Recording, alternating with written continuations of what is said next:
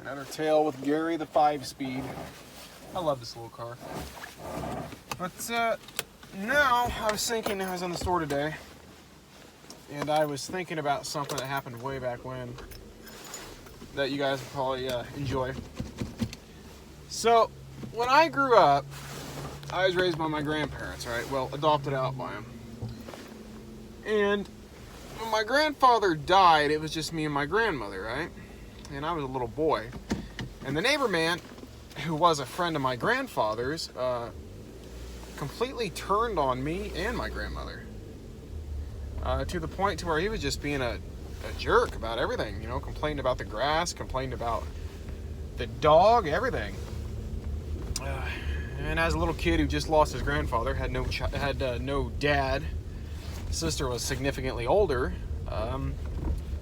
I really didn't have really much of anybody to play with or express myself with, you know.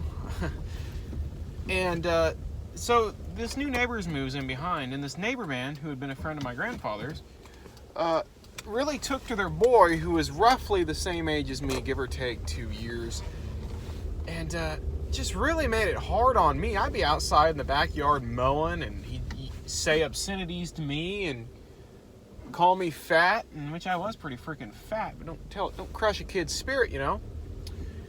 And I remember one time when we were kids, I was out there playing wiffle ball, right? And I'm like, I'm gonna go out there with the other neighborhood boys and play wiffle ball. So it's my turn to get up to the plate.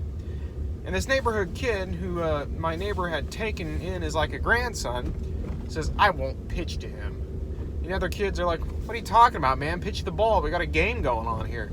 He goes, nope, I ain't pitching to nobody till he leaves. So I left. And, you know, it kind of really hurt my self-esteem. And now it is, fast forward a couple years, I'm outside picking up trash. And I had a little pokey stick with it didn't have a barb or nothing on it. It was a nail, and I was just outside picking up trash. And I'm picking up trash along the side of this fence. And, this boy's out there with some other friends, right? And he crosses his hands across his belly like that as to make a moot point. And he goes, Guy, he's like, if you hit that dog, I will call the cops. Oh, it's getting me pissed even thinking about it now, just because this little asshole. And I, of course, you know, I have a bad tendency of saying what when somebody says something that kind of shocks me. He goes, I will call the cops if you hit that dog.